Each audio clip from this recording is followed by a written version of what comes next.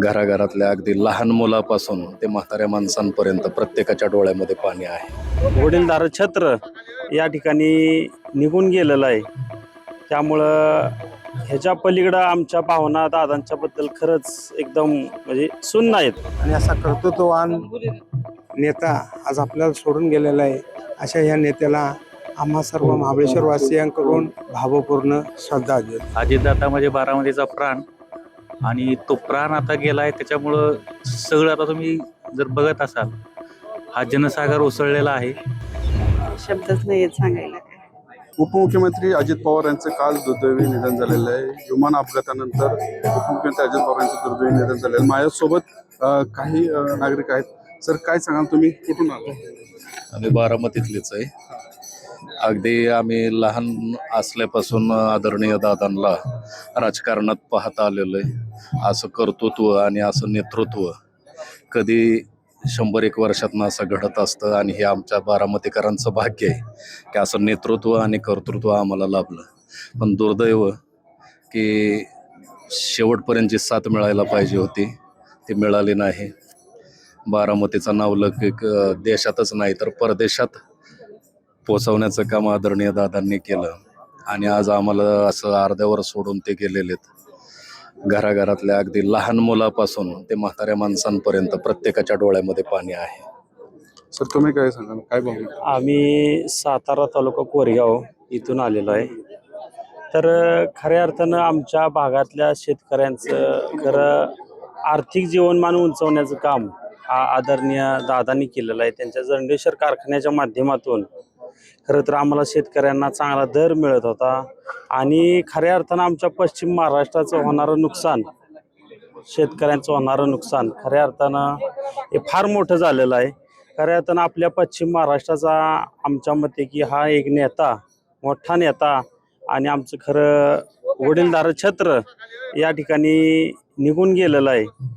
त्यामुळं ह्याच्या पलीकडं आमच्या भावना दादांच्या बद्दल खरंच एकदम म्हणजे शून्य आहेत आणि म्हणजे अजून विश्वास बसत नाही की दादा आपल्यातून निघून गेल्यात. आणि खऱ्या अर्थाने या ठिकाणी मी एवढंच बोलू शकतो. सोबत आणि काही हे आहेत. सर, काय सांगा, तुम्ही कुठून आलाय? काय भावना मी आहे? सातारा जिल्हा महाबळेश्वर तालुका बेटगुताळगाव यातून आलेलो आहे.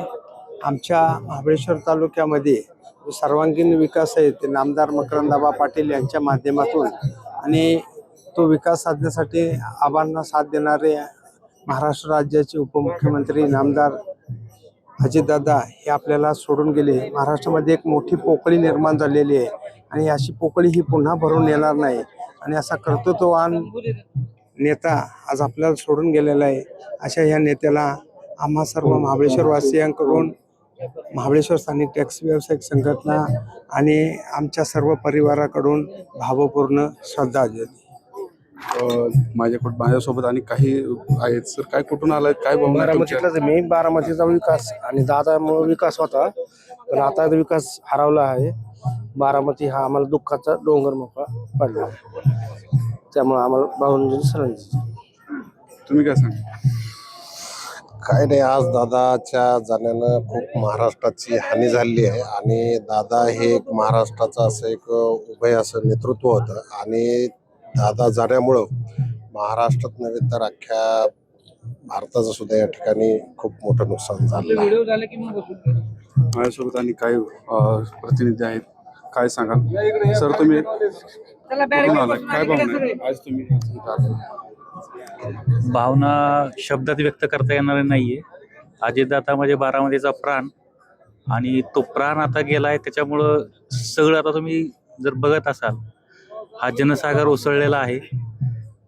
खूप दुःखाची भावना आहे सर्वांचा आणि आपल्या लाडक्या नेत्याला शेवटचं बघण्यासाठी हा जनसागर लोटलेला आहे. शब्द नाही आहेत बोलण्यासाठी. धन्यवाद. माझ्यासोबत आणि काही महिला आहेत.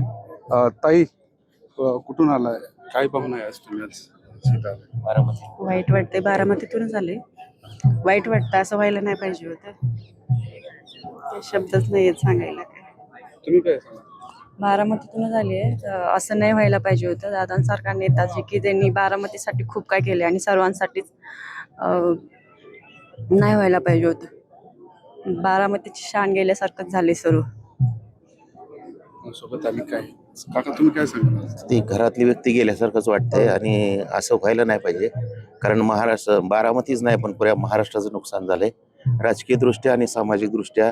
एवढ्या जवळचा आणि एवढ्या घरातला प्रत्येकाला असं वाटतं की माझ्या घरातला माणूस आहे आणि नेहमीच त्यांच्याबद्दल लोक रडतायत, टाहवं पडतायत आणि असा नेता जाणं महाराष्ट्राला किंवा सरकारला परवडणारं नाहीये आणि असं कुणाच्या बाबतीत सुद्धा व्हायला नको आहे. टाइम्स नाव मराठी, प्रशांत तुपे, बारामती.